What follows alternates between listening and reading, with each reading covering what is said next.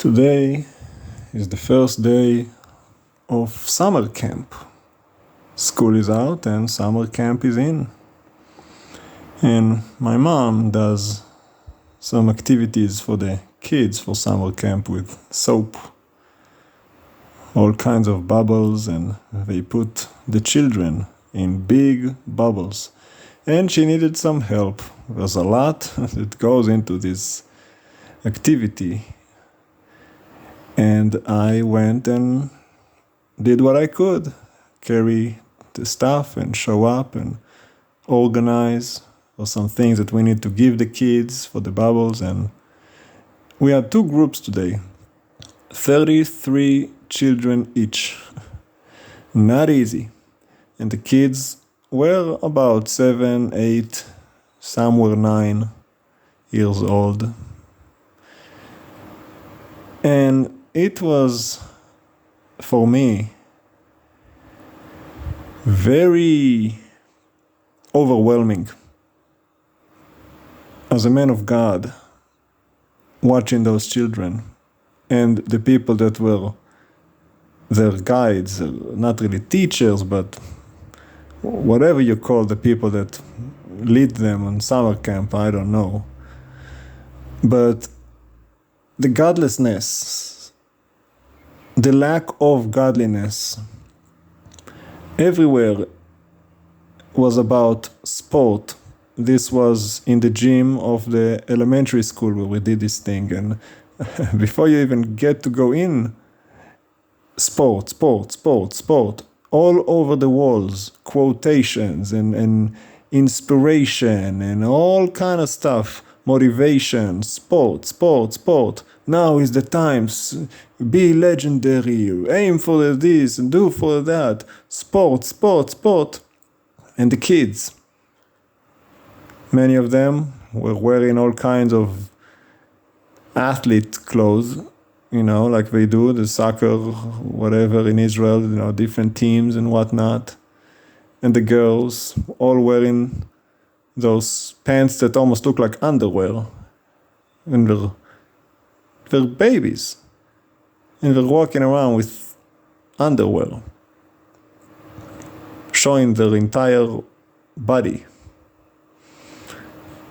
It was just disgusting to me and so sad. These children have been sent to the wolves. There's no parenting for godliness. Oh, sure, so many of them kept yelling, oh my God. Mind you, they're in Israel.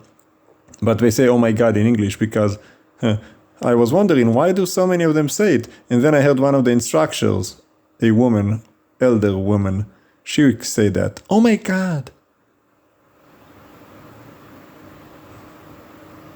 And this is in Israel. Jewish people. There was nothing about God, about the Torah, about values, about character, about integrity, about maturity, being a good, strong person in society. No. This was about sport. For the girls, they love all of that trapeze and all kind of stuff. They were jumping and doing back flips and whatever. And all the boys throwing balls around and jumping and running and exercising. You know how boys get. We could barely get them to sit still. There was one boy with an earring in his left ear, like the thing you put in a bull's nose. That heavy thing that you put in a beast of burden. He had that in his ear. 7 years old. Others, not much better. But then again, is it his fault? One of the instructors, a grown man, also had an earring in his left ear. So who's really to blame? The children They don't know anything. They just do what they need to fit in. That's the culture. So the girls already are trained up to dress like whores, walking around naked. Some of them wore belly shirts. You know, you say belly shirt, really it's a no belly shirt, because the belly is out of the shirt. 6 and 7 and 8 years old. Tight underwear, pants that don't cover anything really. So sad. I was very burdened.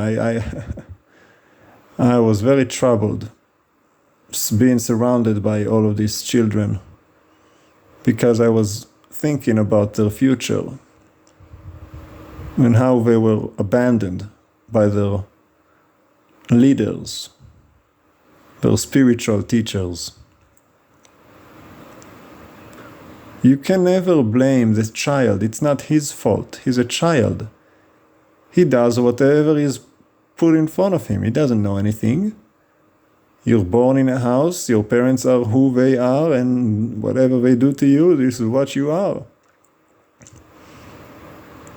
But it just so happens that children grow up and begot more children of their own, and for the most part, children stay with the way they were raised. For the most part, some change, but all of those children that have become parents now, that begot their children, I can pretty much guarantee that's my generation. I'm 33 years old now. You know, people my age already have babies, especially those who had their children in their 20s. And I remember they were exactly the same as these children right here. It kind of gave me some flashbacks from my childhood, and I do not miss it. Nor do I ever want to become that child again, go through what these poor children go through, being a prisoner at home and a prisoner of a godless society that indoctrinates with a culture of you know what. Pray for the children. Pray for them. Not much we can do. I don't have any authority. They're not mine. They go home to whatever influence they have, which probably doesn't even come from the parents, but from television, like we talked about in the other message. Who's really raising your child? It's not you. They don't listen to you, they listen to their friends who listen to their idols on TV. Whatever society says, whatever is the popular culture at the time, whatever celebrity. And who do they have to look up to in the celebrity realm? Nothing holy. No. So keep those children in your prayer and call on the name of the Lord, that Papa deliver us from this wicked world, this adulterous and idolatrous generation, for the sake of the children that still have some innocence left in them, before that innocence is completely snuffed out and they become just another one of the dark side. Very sad indeed.